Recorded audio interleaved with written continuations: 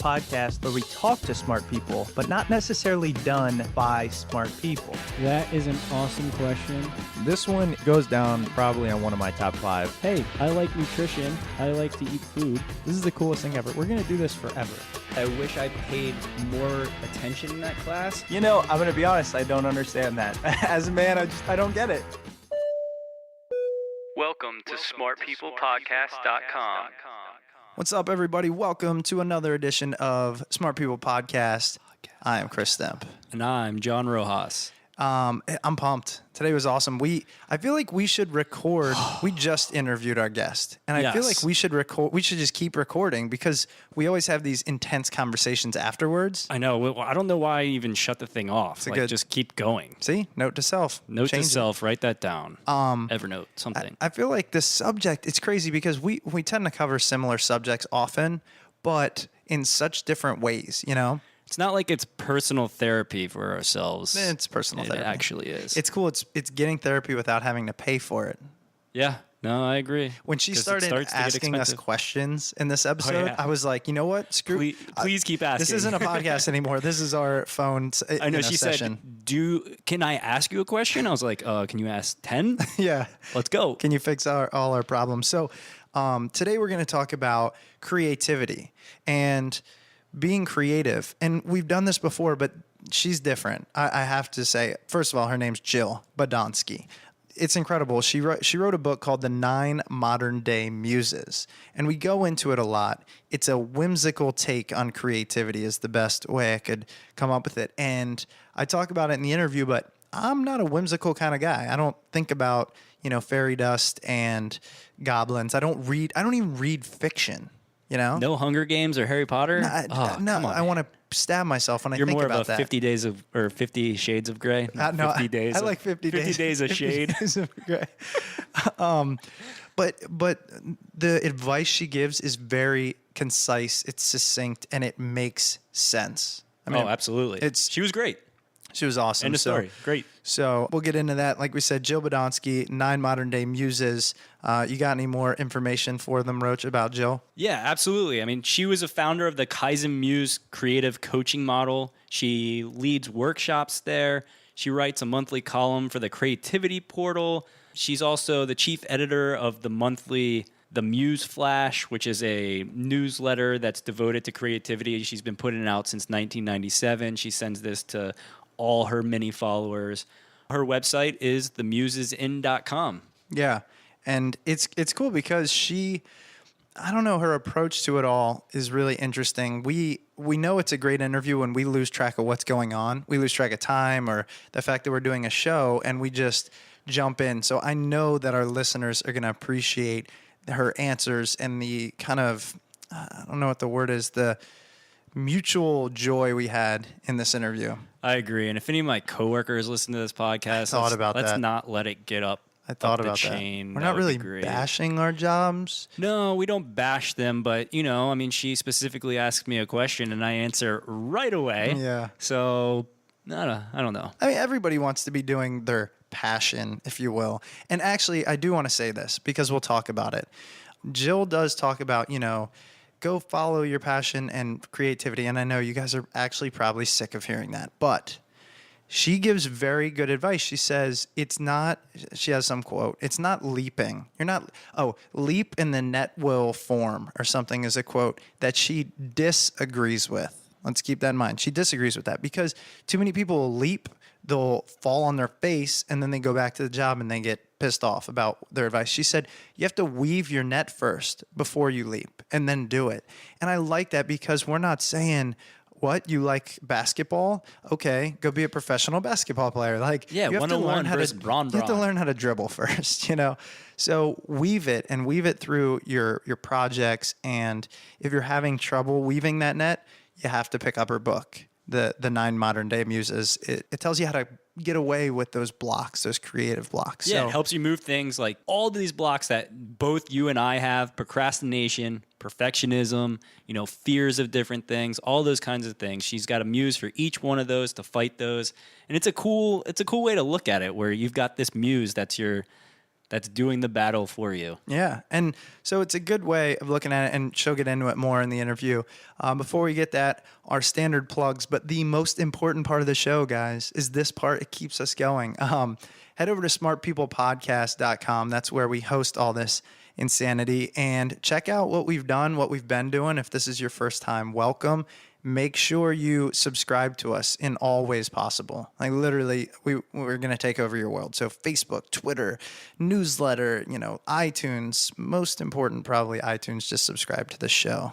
Yeah, when you buy your Amazon stuff, go through our link. Okay, it's on the top of the important. page. Yeah. It's a simple click, takes you over to Amazon. We get a small percentage. Yeah, and we haven't really got We much got a there, really so. small percentage. Yeah, so we better figure out a new way to get some revenue because it's not working. But, thanks for listening. That's really the most important part. Obviously, we do it to talk to these amazing people and then share them with the world. So excited for you guys to listen to this. After you listen to it, when you're all motivated, go to us on Facebook and let us know what you thought. Your feedback is actually probably the coolest part of the show. Emails or whatever it might be. What do you got over there? Well, we got an email today, and it's from Paul, and it just says, "Brilliant podcast, lads. Keep up the good work." From Paul in Ireland. And when I saw the Ireland, I did it in an Irish accent as I was reading it. Brilliant. I appreciate that. So Paul, thanks for reaching out to us. We really appreciate that. Please stick around and keep listening. We're spanning the globe. Trying. All right, guys, enjoy this episode where we interview Jill Badonsky, author of The 9 Modern Day Muses.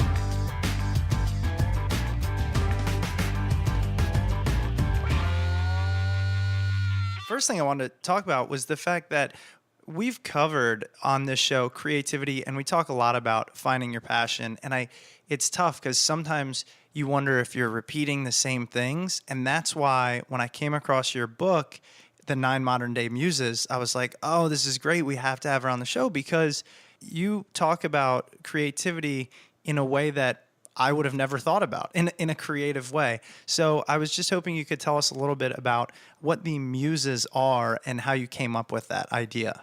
Okay, that's a great question. My whole thing is that when we have blocks in our life, we need to access our strength and our wisdom, and that's not easy to do given the magnitude of our ego and peer pressure and our irrational thinking that comes from fear. So we need to outfox our challenges, especially in the creative realm, because creativity is sneaky. It's hard to go in the front door of creativity because all sorts of fears and resistance and blocks come up. So the best thing to do is to catch them off guard. So these muses are really creative principles that I've put in the guise of muses just to do exactly what you were talking about, to talk about the creative process with imagination. So number one, if you have to buy into the whole muse thing, then you have to use your imagination. You have to get out of the whole logical linear thing and pretend a little bit that there are muses out there. Or in this case, inside of us, these muses are based on the strengths that we do have when we can plug into them. For instance, paying attention. The first muse, Aphrodite.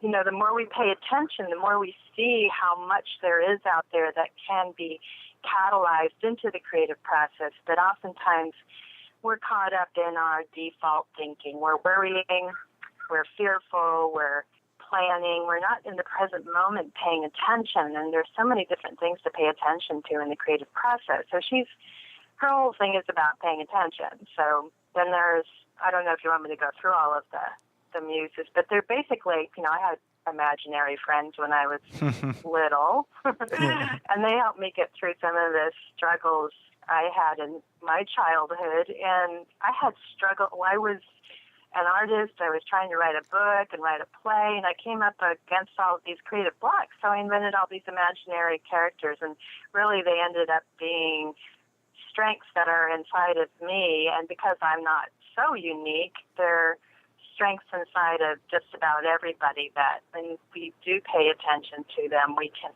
see this whole creative process in a different way and put on the lens of imagination. And then that really fools fear. Right. Fear is one of the biggest as you probably know, one of the biggest things that gets in our way. It has, fear could be a whole bunch of characters in and of itself because it has so many different disguises. Everything from the fear of failure to the fear of success to the fear of giving up the comfortable routine that we get sucked into habitually. And we, on some level, fear giving that up to follow our creative dream.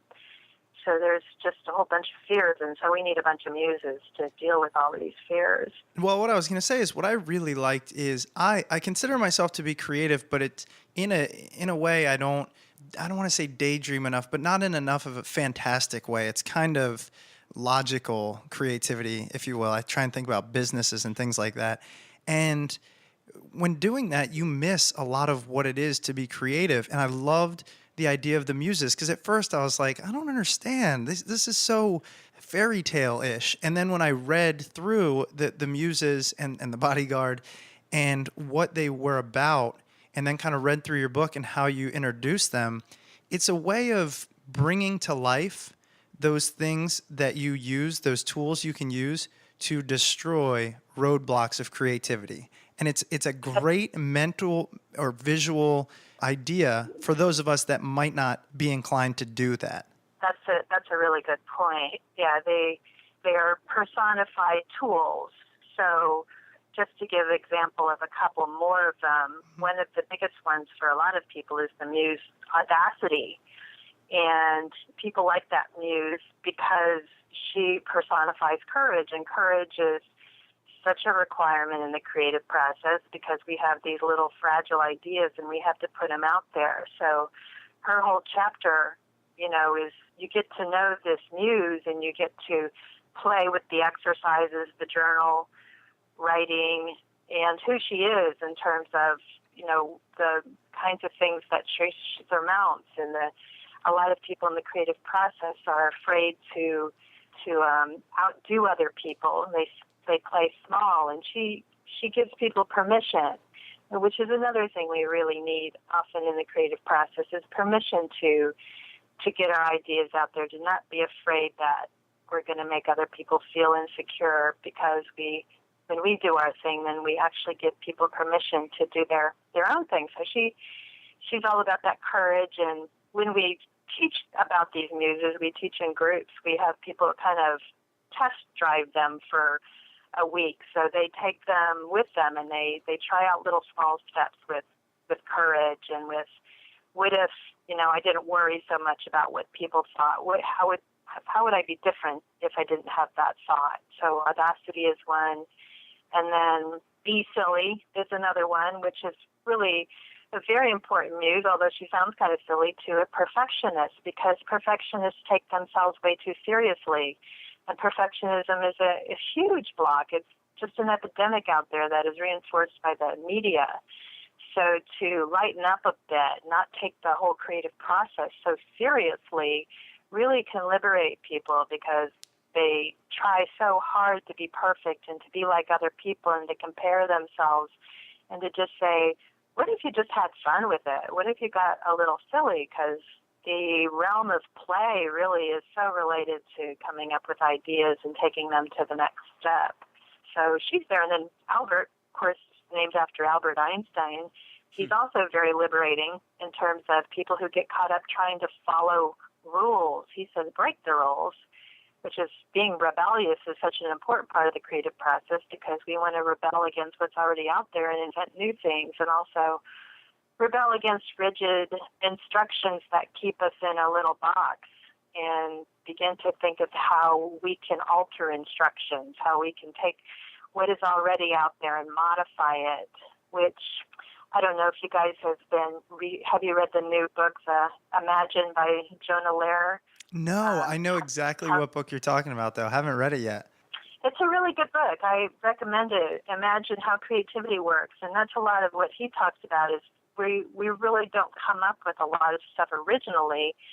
We take a lot of things that are already out there and modify them. Steve Jobs didn't invent a lot of stuff. He took a lot of existing stuff and upgraded it and packaged it better. And countless people have done the same thing, from Shakespeare taking storylines and making them his own to people packaging things differently. So that's what the Muse Albert is all about is, you don't have to come up with things from scratch. Just take existing instructions, break the rules a little bit, tweak things here and there. And that becomes a lot of fun, is to also put on another person's persona. What decisions would you make about your idea if you were coming from the thought process that you perceive would be Steve Jobs or Stephen Colbert or Bugs Bunny? How would you approach something differently if you were, all of a sudden just deemed the expert, or if you were reckless, or if you were angry, or if you did it much bigger than you might usually do it, or much smaller? So it's trying on a whole bunch of different perspectives and thinking differently from those ways. So each of the muses gives all of these different ways to approach the creative process, and it makes it fun. So that kind of fear and fun don't usually go together. So Right. we're kind of like bypassing the fear. And I think one of the most important muses with the whole process of fear is Marge. And Marge was named after the sheriff from Fargo. I don't know, did you guys see? Did you Yeah. guys see Fargo? Yep. Kind of a disturbing movie, but she became my hero when all of these things were happening. There's murders and incompetent deputies and her husband, and yet she just we got to get this done. It was just like we don't oftentimes get an inspiration. Sometimes we have to just get started, and the inspiration comes. So her whole thing is to get through procrastination. You really sometimes have to just let all of the emotion, all of the drama in your life go, and to take small steps. And that's what my coaching practice is based on. I teach a coaching practice called Kaizen Muse Creativity Coaching, and it's based on these muses from this book, but also the philosophy of Kaizen, which is a Japanese philosophy meaning continuous improvement through small steps. And the whole fear thing is we are, the creative part of our brain is the cortex, but when we go into fear, even a small fear, even if I don't know where to start, I'm afraid I don't know where to start, our amygdala goes off. And when our amygdala fires, our cortex goes off. So it's really hard to be creative. But if you make things so small and give yourself permission not to even have to be good, the fear isn't triggered. And I can't tell you how many people have gotten through their creative blocks with advice, just do it small and crappy. Just do it small and crappy. And these huge blocks of perfectionism, and I can't do it as well, and what if it's not good, go away when you're given permission to do something really small. And I'm talking really small. And even when I ask somebody, what is the next smallest step you could possibly take, they'll say something like, oh, well, I'll write for a half an hour tomorrow. And a half an hour is way too big for what we're talking about here. I'm talking about, how about you point yourself towards your writing desk? Right. And we do that without any fear. And then all of a sudden it becomes a game, now you take the next tiny step, and all of a sudden you're in a momentum. And when we're in a momentum, the fear goes away. And, if you tell somebody, why don't you just write something really crappy for 5 minutes, then they get started, and that whole wall of resistance and fear breaks down, and before they know it, it's 5 minutes, it's 10 minutes, it's a half an hour. But if they write for 20 minutes and they, told themselves they were going to do it for half an hour, they failed. But if they say, I'm going to do it for 5 minutes, and it ends up being 20 minutes, they have a feeling of success, and with that comes energy, and that little child inside wants more. I did this. I can do this. I want to do more. Versus, I did it for 20 minutes. It's so hard doing a half an hour. We don't want to show up again. So a lot of the success of this coaching model is just breaking things so small that the fear doesn't get triggered. And we actually end up getting more done because we're in the process than if we procrastinated, if we are immobilized because we've really set up ourselves for unrealistic expectations, which is another thing that's out there. And that brings up the muse spills. And spills is all about not having to do things perfectly, about embracing the process. And the more I read these books about the creative process, the more people talk about really, the more you can allow yourself to enjoy the process, the more the product is going to take care of itself. Instead of, going into the process with a lot of pressure on yourself, go into the process choosing to embrace effortless joy, or choose some words that sound good as to how you want to feel in the process. And then you get lost in the process, and that becomes, number one, the reward in and of itself, and it usually leads to the product or whatever you're doing taking care of itself. So yeah, those are just some examples of some of the muses, and they all provide quotes from people who seem to reflect their philosophy, and they give exercises you can do to really embody these muses so you can feel what it's like to really operate from the creative principles that work the best for people to get through those blocks. What kind of blocks do you guys have? Where do you? Well, I was actually just going to ask. I can definitely relate on the fear aspect. So I wanted to know, what other kind of stuff do you see at your coaching workshops that get people through those fears of failure or success, or specifically for me, the comforts? I work a really nice paying job right now, and I've become comfortable to living how I am. So I often look at myself and say, I'm not doing certain things because I'm afraid of losing that comfort. What type of things do you recommend? I mean, I'm writing notes down here, and taking small steps being the first thing. That was amazing. Yeah, it's a great piece of advice. Yeah. What other types of advice do you have for people like myself who are scared of that fear of losing the comfort of what we're currently in? Well, let me ask a few more questions. Sure. Are you thinking about leaving the comfort of what you're in to pursue something more creative, or every day? Yeah. Yes, absolutely. And that's what I did. I went from I'm a corporate dropout, so I went from a very unhappy situation of working for companies whose values I didn't believe in to working for myself. And one of the first things I can tell you is it doesn't happen overnight. Right. So this whole small step thing is really important. And usually left to ourselves, we don't take tiny steps, because a lot of people think it needs to be a huge leap of faith. Yep. One of the quotes, and I won't say who said it, that has done a lot of people disservice is "leap and the net shall appear."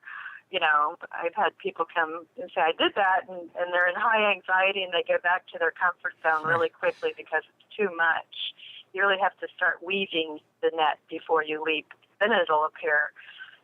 But one of the things that you can do related to these small steps is what I call creative foreplay, which is, the very effective and powerful realm of imagination is to begin to visualize really what you want to do next, to begin to think about it, to have the pictures in front of you of it, and to be asking questions.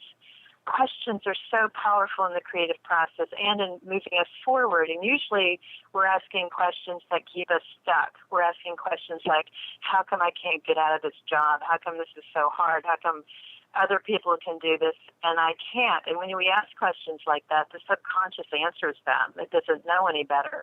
It will go to work on, why are other people doing this? Well, other people are more courageous than you. Other people have more luck than you. So we have to switch our questions. We have to go, what little tiny step can I take today that will make a difference in terms of where I want to go next? Well, just a little tiny step. Or what little thought can I think?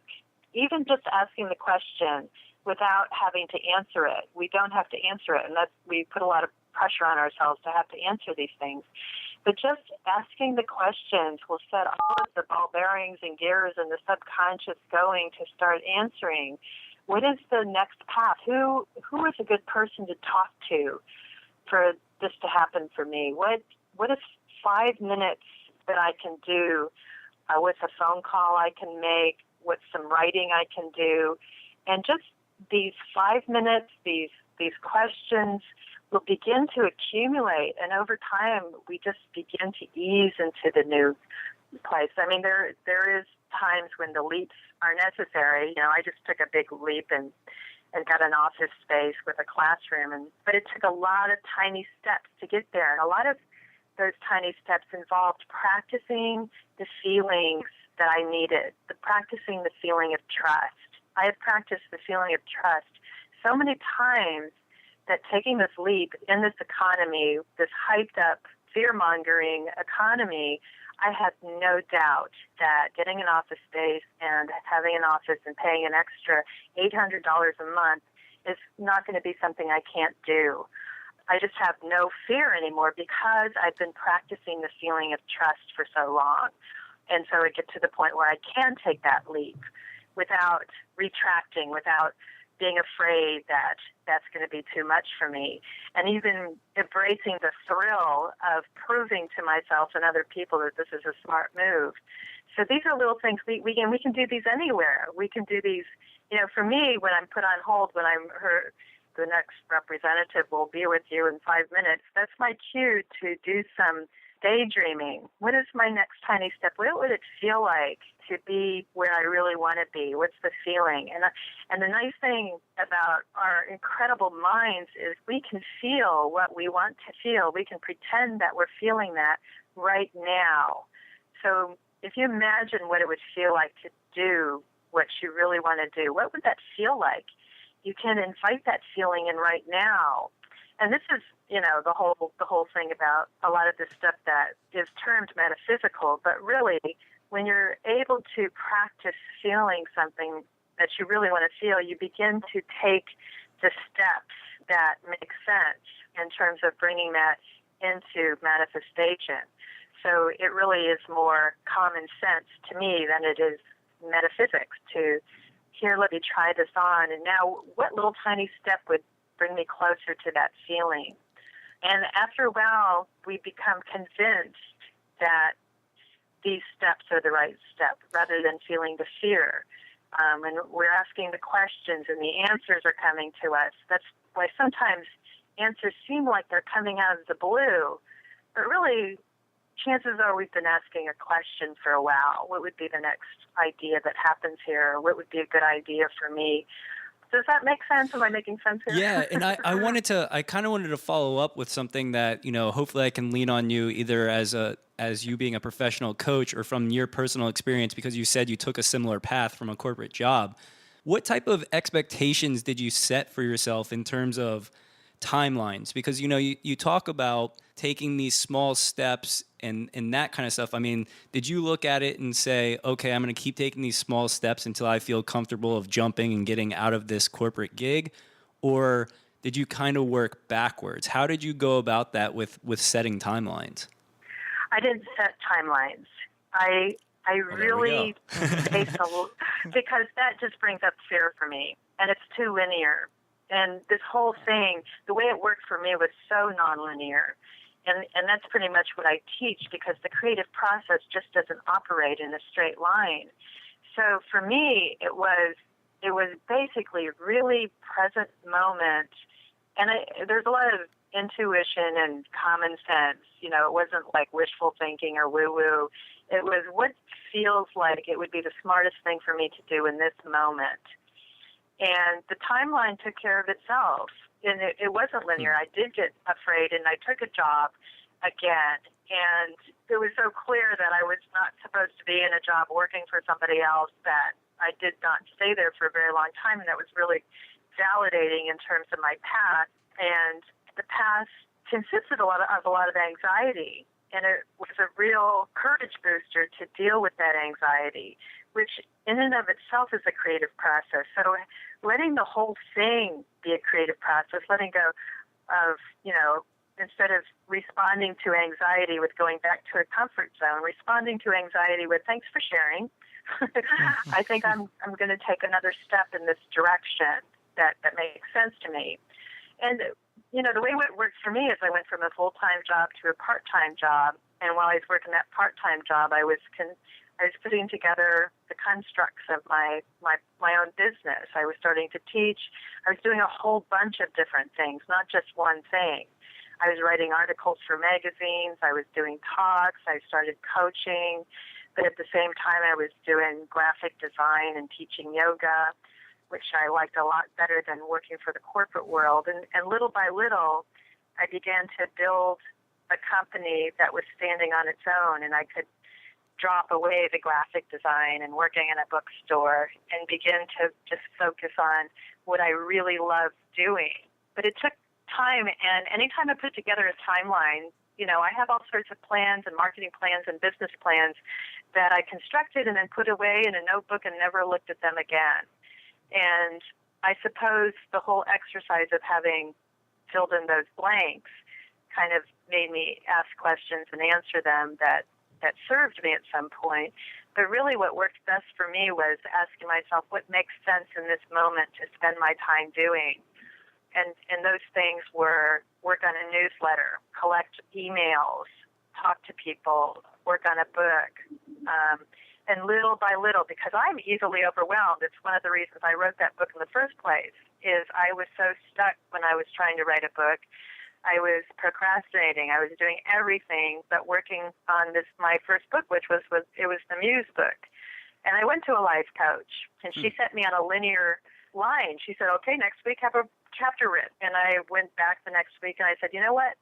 You told me to get a chapter written, and because you did that, I didn't even want to write it even more. And I said, let me tell you what you need to tell me. And I said, tell me that I can do 3 things, and I can pick from 3 things related to my book, but they can be anything I want them to be.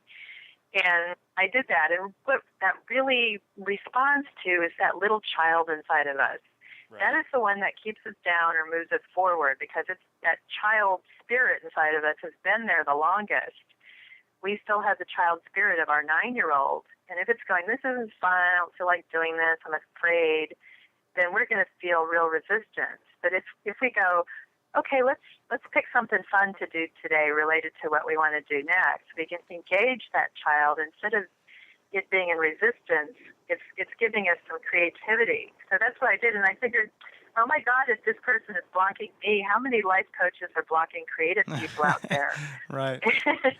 Yeah. And I thought, this is why there needs to be some model that is not linear, that is based on intuition and asking questions and daydreaming. And, one of my muses is lulls, which is putting down the process every now and then and just refilling by exposing ourselves to other people's work without comparing ourselves, by reading, by looking at everything we've already done.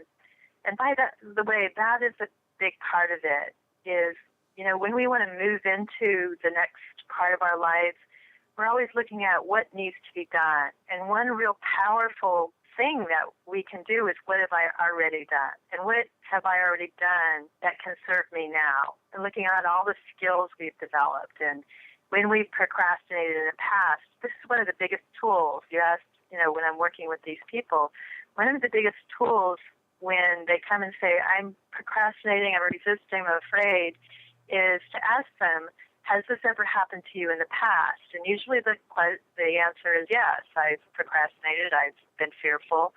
And the next question is, what did you do? What worked for you? And you'd be amazed that people go from victim, I don't know what to do, to, oh, wait a minute, I took a class, I talked to somebody, I just sat down and did it. They all of a sudden move from the person who doesn't have the answer to the person who remembers that I do have the answer and I just need to do that again. And sometimes they don't have the answer to that. So the next question is, what do you think would work? And again, we move from, I don't know what to do, to, well, this would probably work, or this would probably work. And we just need to keep asking questions like, what would work? Another thing that has worked is, what if you projected yourself into the future where you want to be? Take a look at that. Imagine it, feel it, and then imagine looking back. And how did you get there? What tiny steps did you take to get there? Because sometimes we're thinking, I can never get there, instead of going, I'm going to get there, and then kind of look back, and you'd be amazed at how many answers come up. Well, I talked to this person, I took this step, I finally got rid of this part of my job. So really, the use of the imagination, the use of pretending, and another book that I highly recommend is Austin Kleon's Steal Like an Artist. You guys interviewed him. Yeah, we just interviewed him. Yep. He was great. Yeah. One of his chapters is fake it till you make it. Yep. And I swear that's one of the biggest things that is responsible for my success. Is there was a lot of faking it till I made it. There was a lot of pretending, a lot of acting as if, and then filling in the blanks, because when you go, yeah, I'm an author, people go, well, where's your book? Then you have to write it. Or yeah, I'm an entrepreneur. I'm an entrepreneur. Yeah, I have a newsletter. And then all of a sudden you have to kind of fill in those blanks. So yeah, and everything that you said has made complete sense, and I really do have to thank you, because one of the things that just struck a chord with me is you mentioned, taking a part-time job or a couple part-time jobs in things that you enjoy. And these things that you enjoy, I mean, some of them can just be things that you think are fun or things that could help you reach the point that you want to get to. And that's always been my crutch, is I look at myself and say, okay, I work 40, 50 hours a week. I just don't have time to learn or do things that I want to do. But if you scale back, your hours and do those part-time jobs where you're supporting yourself doing fun things and doing things that allow you to be creative, you can also learn during that other time that you have off. And, I really appreciate that, because I've never really thought about that or even looked at it that way. And that's how I wrote my book. I went from this huge corporate job with all this prestige and stuff to working in a bookstore. And while I was working in the bookstore, I was flipping through books and getting quotes out, and those are the quotes you see in the Muse book. And it was also just that change, that huge change of letting go of the ego that was attached to the prestige and the paycheck, to go, I'm just going to work in a bookstore. And the experience of that, just the whole, I can't even put words to it, the whole shift of scenery and the shift of who you are was such a jolt of creativity, because you're exposed to an entire different part of yourself. So, and doing the graphic arts and working with people on that after being, a manager of a hospital unit, it made me access different strengths in myself that all led to just the courage and the strength it took to finally let go of all of the comforts. And one of the quotes I latched onto is, it's either passion or your pension, and just the enjoyment. There was one part where I was like, how am I going to make my rent? And I was sitting there teaching a writing class in this bookstore I was working in, and just giving out these prompts, and all of a sudden all these people were writing based on these prompts. And there was just there must have been a glow around me or something, because it just dawned on me, oh my God, this is my pay. This is, I'm in such joy of hearing the creative process of other people. This is so much more reinforcing than any big paycheck. Mm-hmm. And it's really weird after that, it just became easier to make money. So I don't know how it was all connected, but when you start really enjoying what you're doing, all of a sudden the energy shifts, and I think you just start doing things in your favor instead of keeping yourself down, where you're not really existing in a way that's resonating with who you really are. Yeah, that makes sense. It does. It's funny. I literally just got goosebumps, because I was thinking about the way this podcast started, and I don't need to rehash it because people have heard it before, but John and I were working these big corporate jobs, and he took a sabbatical and I just quit. And it took months. I mean, it took 2-3 months for me to get out of that stifled mode. And you use the word often on your website and in your book, cranky. And it makes me cranky, and even more so, it makes me foggy when I have to go to some place I don't want to be every day. And what you were saying is that doesn't resonate, and you can't create. It's just not very possible. So when you remove yourself though, and I know when I did, all of a sudden you realize, oh crap, I like this stuff. I'm creative. And then you can't even turn it off. It's just how fast can you create stuff? And I think that the key part, like you were saying, is to do it in small steps, but allow yourself to think for a minute rather than get that paycheck, go to work, hate where you are, whatever it might be, worry about your ego and your boss and all that. Yeah, exactly. And fog is that's a great word too. Fog and cranky. And also, it doesn't have to be perfect. It doesn't have to be perfect every day. So many people psych themselves out because they think, oh, okay, I'm going to start doing these small steps, and they start to do them, and they make some inroads, and then they go, oh, it's just not working the way I thought it was going to work. And at that point, you just got to go, okay, I'm taking a break. I'm just going to take a break. It doesn't have to be it doesn't have to look like this plan that I have, but I just have to stay open to what the next small step is, or I need to take a break, because a lot of people give up when it's just time to take a break and get some perspective and rest, because you're making a big change. Yeah. You're going from something that's comfortable. The creative process is wonderful and it's blissful, but it's not always comfortable. But it's always worth it. The payoff is there's no ceiling to it. You work on your writing, and all of a sudden you want to start composing music, and all of a sudden you just see all of the different layers of creativity and how they open every single aspect of your life. And the more you can just take your time with it and open to it and apply it to every thought that you think, but it is going to change everything inside and outside of yourself. So it requires some rest every once in a while, and just put it down. Right. Step away from the creativity, Yeah. watch some TV for a while, and then go back to it. And then you get really refreshed and renewed, and yeah, not so cranky anymore. I know, and it's funny. It's like sometimes now I'm kind of in this cranky, foggy mode, and I realize I can't even think outside of what I do at work. But that's one of the things I really loved about your book. It kind of puts a whimsical aspect on creativity, and you can lose yourself in it.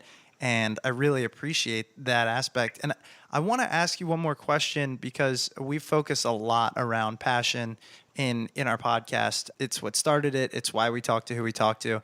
And I know you do or did in the past, I'm not sure, but some occupational therapy. And so whenever I hear that, I'm like, well, I got to ask her a question. And then I read it, a quote from you that said, it's in your book, it's in the front. It says, let's excavate our dreams. And that's the hardest thing in my life. Do you have any words of wisdom on excavating your dreams and how to do that, where you find them, anything like that? Well, part of the book, the childhood detective work, I think is really important, because we know our passions when we're kids.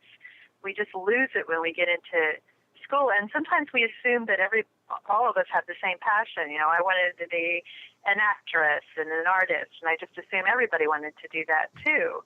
Or I wanted to be a teacher. But going back and looking at what really thrilled you as a child has some really good information in it. And then, the other part of it is going back to what we were first starting to talk about, and that was paying attention. Paying attention to what really energizes you.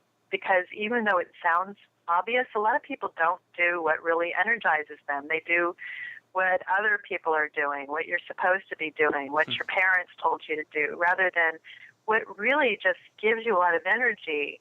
And, sometimes it's not within our reach anymore. Like, I go to Broadway plays and I'm just totally energized, and I'm not, ready to be a Broadway actress or anything, but I can catalyze that same energy that is in my creative work and make it real passionate, or apply music, to what I'm doing, or create while I'm listening to music.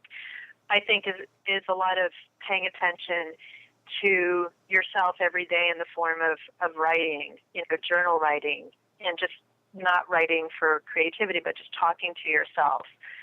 Julia Cameron's morning pages are great if you don't get really rigid about it and feel like you have to do 3 pages a day, but just talking and just writing without having writing, free writing, just writing all of your stream of consciousness. I just did that today, and it reminded me again of how important it is to do that, because there's so much that comes out on the page that isn't there when I'm just thinking. When I'm just talking to myself on the page, I begin to see and understand myself more. And as we understand ourselves more, we begin to, again, act in our favor and go in the direction that is more us than other people. So I think just paying attention, looking what other people are doing that seems exciting to you too, and then that's another place that people can get derailed. They look at what other people are doing and going, oh, look how far they're along with that. I'll never get there, or they're doing it so much better than I could ever do it. So comparison can be toxic in that way. And to reframe it and go, look what that person's doing. What part of that can inspire me, and what little tiny step can I take in that direction? So looking, all around all the time, asking those questions. And I think the whole question-asking realm is important. Just going, what does it mean to excavate my dreams? And not having to answer right away in the present moment, but letting your subconscious incubate that question. What's one small thing I can do today that would answer, the whole excavation of a dream? What would it look like? And how can I explore that in a whole bunch of different ways, not just one way, or not just a way that I've already done? Let me read something and see if there's some kind of answer to that question in this reading. And you'd be surprised at how many answers and signposts and directional things there are out there when we begin to ask the questions and start looking for the answers with a soft focus kind of lens, rather than, pressuring so much. And meditation too. I was reading David Lynch, so creative. He's written a book on creativity. I forget the name of it. But he talked about how he meditates every day and just can't imagine what his life would be without it. And it doesn't mean we have to do this formal type of meditation every day, but just to get quiet in the morning and in the evening, and just ask a question, or quiet all of the default thinking, and listen to what's underneath it. There's so many answers there for us when we quiet that mind that's just chattering away, and listen to the other parts of ourselves. Oh, absolutely. And I know Chris said that would be the last question, but I just wanted to give you a quick little bit of praise. In looking at your other books, I stumbled across the Almanac, A Daily Dose of Wonder, and I have to let you know, I'm in a Facebook group called the Immaculata, and it was started by a comedian in LA, and he basically wanted to get everybody together and just do creative things every day, that kind of stuff. We actually created this calendar that we called the Canondar, and made cool pictures for each of the months and allowed people to write in their goals and stuff. And it seems like the perfect fit for some of the people within this group. But I know we didn't really talk about the Almanac, but I just wanted to let our listeners know that that's out there as well. Yeah, thanks. The Almanac's doing really well, and for your listeners, it's a takeoff on the Old Farmer's Almanac. It's spelled AWE, so it's kind of a daily dose of creativity and quotes and things that you can do to think. Yeah, it looks wonderful. In a more creative way. So thank you for bringing that up. Yeah, well, Jill, I know we kept you on a little longer, but it's obviously a subject that we love and want everyone else to dive into their creative side, because it only helps the world out. So thanks so much for being on the show. It was great. Do you have anywhere else that you want our listeners to know about, or anything? I know we talked a lot about, your book, The 9 Modern Day Muses, but do you want to tell them where they can find you on the web or anything like that? Sure, thanks. They can find me at themusesin.com. It's kind of like the doctor's in, but it's TheMusisin. And that has, my next book is coming out in December, and it's a takeoff on an owner's manual. It's the owner's manual for your creativity. So I'm looking forward to kind of another takeoff. I like the themes that you have with your books. Yeah. I mean, even the themes are super creative. Yeah. Well, it's that thing. It's like what's already out there that I can modify and stick my stuff into. Right. That's awesome. And I want to thank you guys for getting it. Oh, it's yeah. like I really appreciate that you got my work. Absolutely. And that's neat. All right. Well, again, thank you so much, and good luck with the next book. I'm sure we'll be looking out for it. Thanks again for being on the show. It was great. Great questions. Thanks, you guys. All right, I really enjoyed it. Thank you. Thank you very much. Bye. Smart People Potters, you've returned. Welcome back. Hope you enjoyed that with Jill. Great interview. I'm going to keep this simple. I want you guys to do one thing for me. Go out on Twitter, follow us. That doesn't count. That's step 0. Step 1. Step 1 is tweet. You guys should check out @SmartPeoplePod. Let all your Twitter followers see it. We're trying to build up our Twitter following, and we're trying to get more people to check out the show. I figure we can get 2 birds with 1 stone with this. I like that. So just, if you're sitting at work, say, hey, I'm listening to episode blah, blah, blah of Smart People Podcast. Link to it. Say Link to our website. Yeah. Link to our website, but make sure that you tweet with @SmartPeoplePod, and they will... If you build it, they will come. Yeah, I knew where you're going with that. Yeah. So that's what you're doing for John, though. So that doesn't have anything to do with me because we're separate but equal. What I'm asking you to do is when you head to our website, sign up for the newsletter. It's only going to come out once a week, if that, because sometimes I get lazy, so it might be once every other week.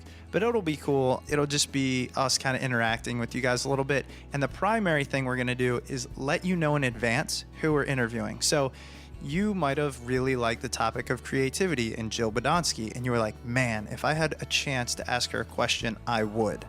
Well, that's going to be possible because we are going to set up a Ustream account where you can watch us live and interact with us while we're on the phone or on Skype with these people, and we'll dedicate a section, 5-10 minutes, to questions that listeners ask. It's one of the coolest things we've come up with yet. John has it all, the technological crap set up, and we're working out some tweaks. That'll probably come in a few weeks, maybe 2 weeks, I'd say tops. But the only way you can be part of that is through our newsletter. So upper right-hand corner, smartpeoplepodcast.com. Shoot us your email. We promise we won't flood your inbox because we're way too lazy to do that anyways. And, keep in touch with us. And tweet your friends. Tell them to follow @SmartPeoplePod. Why did you get the last word in? Why not? It's just You not were fair. talking It's and not fair. talking and talking. Thanks for joining us again. Check us out next week, and be sure to keep listening. See you guys. Why are you smiling? Because you were supposed to say bye, so Bye. we could have kept going back I and get forth. it. I get it.